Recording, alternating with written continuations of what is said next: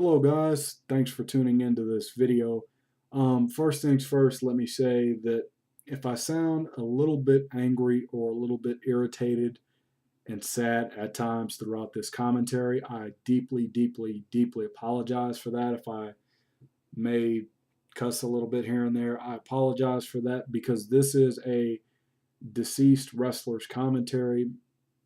And the first thing I have to say with the recent passing of the Macho Man Randy Savage, I wouldn't be surprised if within the autopsy they say his heart gave out due to steroids abuse from the years past that he's had and painkillers.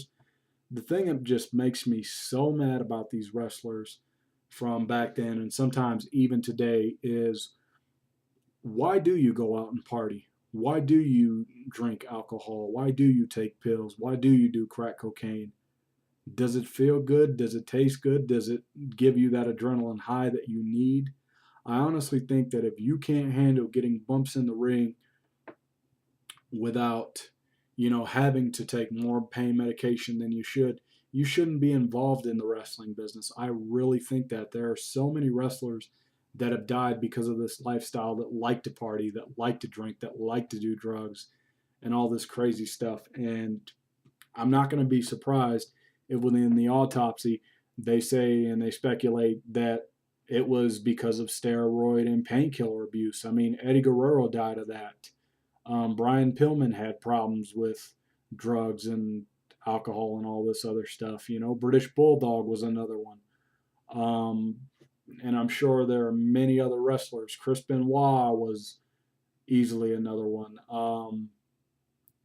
Mr. Perfect. There are just so many wrestlers on the list that I can't even name. And there are three guys off the top of my head who I really, really worry about. Now, this first guy, even though I don't like him all that much, and I admit I don't really like Hulk Hogan all that much, but I think he's going to be one of the next ones in line because it's only a matter of time before Hulk Hogan leaves this earth because the guy's in his late 50s. He's taken steroids. We all know this. He's admitted it in the McMahon trial thing that they had back in 1994. He admitted it that he took steroids when they were legal and things of that nature. And after years of wear and tear on his body and painkillers and all that stuff, he's going to be one of them. Another guy, Kurt Angle, he is, for all I know, the greatest wrestler in the world. And he cannot rely on wrestling forever. I honestly wish Kurt Angle would just retire. I really do. I love Kurt Angle. I love, love, love Kurt Angle. And I want to see him go. Not because I want to see him leave the wrestling business as a fan, because it's like, oh, you hear so many wrestling fans, oh, this guy should retire because he sucks. Oh, this guy should retire because, he sucks in the ring. He's not that good, that type of thing. I want him to go for his health because Kurt Angle, he could be the greatest wrestler in the world. You could put on 5-star matches, but if you got to rely on painkillers every single night, your state of mind is going to be so jacked up that you're never the same person. You could ask Mad Dog Vachon that. You could even, look at guys like British Bulldog and Brian Pillman. They're not the same. And the last guy who I really worry about is going to be Scott Hall. I really think those three guys, because due to Scott Hall's alcoholism, I think he's going to be one of the next ones in line. And what I'm saying is, this generation today and past wrestlers have got to learn alcohol, pills, and booze is not the way to go.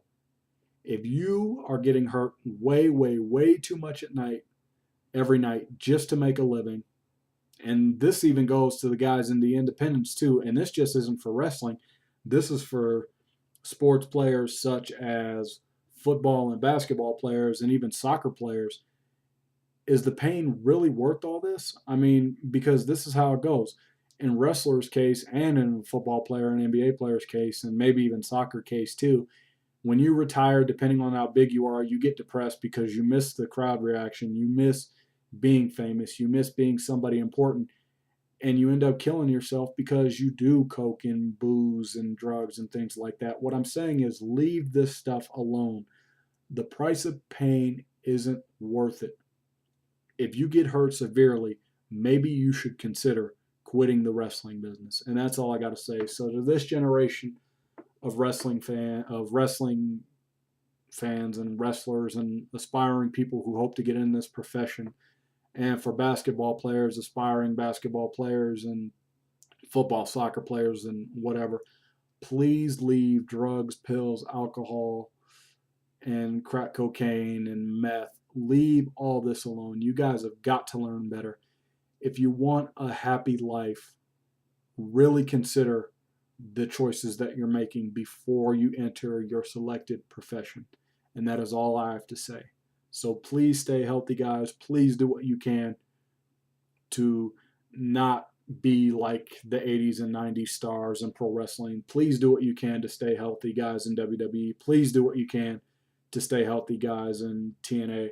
Don't be like ECW where you did hardcore spots every single night, because those guys are now killing themselves or dying because they took those risks of jumping off of tables and going through fire and thumbtacks and all that other stuff, barbed wire. That doesn't make you a great wrestler. I honestly think you're stupid for doing that type of stuff. So please don't be stupid. Don't be dangerous. Leave drugs and all this other stuff alone and do what you can to live a long and happy life. I will see you guys later.